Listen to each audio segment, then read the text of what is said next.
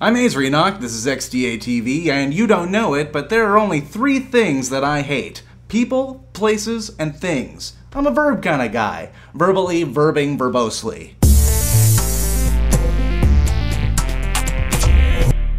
It's week 35 of 2011, and the Big Android Barbecue is only 4 weeks away. Tickets are on sale until September 30th, and if you use the coupon code Azrionok or SassyBob, you get $5 off. Hope we see you there. On XDA TV this week, Sam reviewed an app called Photaph. And on the forums, the administrators introduced a new post-reporting system that sends your report directly to the most appropriate moderator. For Android this week, Trev E discovered an app on the HTC Sensation and the Evo 3D that allows HTC to track pretty much everything that you do. I'm not sure where they got the idea that this was okay to do, but Trev E went ahead and removed the app from his ROMs and showed you how to do it as well. Also, the HTC Puccini ROM was leaked, and Jakars 1 is working on porting it to the Asus Transformer. The touchpad, which I'm including in Android for hopeful reasons, got both cores overclocked to 1.9 gigahertz. And it looks like Apple is complaining to the judges that big bad Samsung is picking on them. It's good to know that even with Steve Jobs gone, his bitchy hypocrisy will live forever. And finally, Adam Outler and Rebelos teamed up to complete the Unbrickable mod. The mod not only allows you to unbrick phones, but to flash absolutely anything you want on any phone with a Cortex A8 processor, like the iPhone 4 or the Nexus S or any of the Galaxy S devices. Now, this isn't a software security exploit. Jailbreaking, unlocking bootloaders, play around with the secondary bootloader. This is a replacement of the primary bootloader. There is nothing that the manufacturers can do to stop it. It means, well, you know how you can do pretty much whatever you want with the HD2?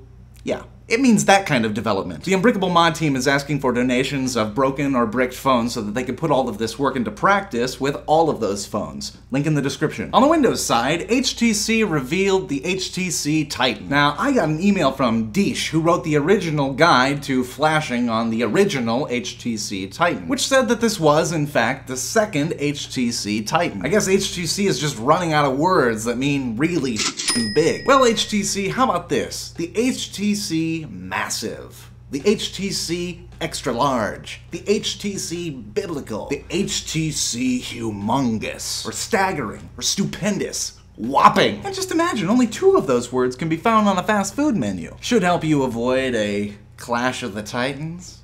Eh? Yeah?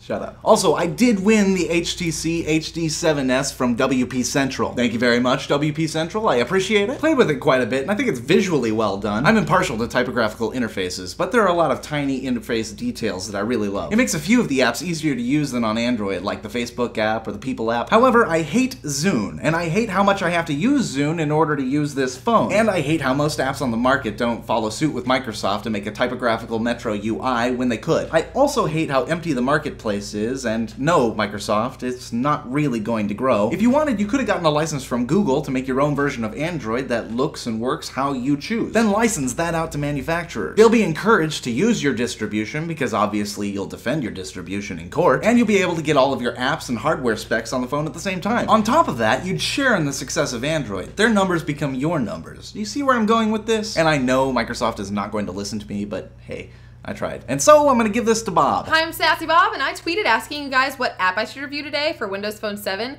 and all I got was suggestions on how to destroy this phone. Throw it in a lake, set it on fire, drop it off the top of a building. Those aren't apps. And you know, that's too bad, because I was gonna do all Windows Phone 7 reviews like this. This is an app by Andre Alberto called Wild West. It's very simple and adorable. You basically just shoot the bad guys. You get points based on speed and accuracy. It takes a certain amount of points to proceed to the next level. I don't care what anyone says. This phone is f***ing manly. It even has a kickstand. Don't worry, I still love Android, but I gotta stick up for the little guy. Haters gonna hate. See you next week, nerds. Last thing for this week, the Department of Justice filed an antitrust lawsuit against AT&T for trying to destroy all the competition by buying T-Mobile. Sprint was, of course, happy to hear about this. They threw a lot of PR into stopping it. And while the buyout could still happen if the lawsuit doesn't go through, the Department of Justice hasn't lost an antitrust case ever. Both AT&T and T-Mobile said that they were shocked, just shocked that the Department of Justice could do such a thing. Which is shocking in itself because they were perfectly aware that somebody leaked their internal documents that described exactly how buying T-Mobile would destroy that competition. And that's the moral of the news this week. If you're going to act like a big evil corporation, at least have the decency to do it face to face in the privacy of your own home, and not in writing where anyone with a conscience could put it on the internet. It's like a campy old comic book. The mad scientist is away from his lab for whatever reason, and the superhero flies in to find a folder laying out in the open titled My Evil Plan to Take Over the World, a step-by-step manual. AT&T, you're a disgrace to villains everywhere. Again, I'm Ace Renock, and this is XDA TV.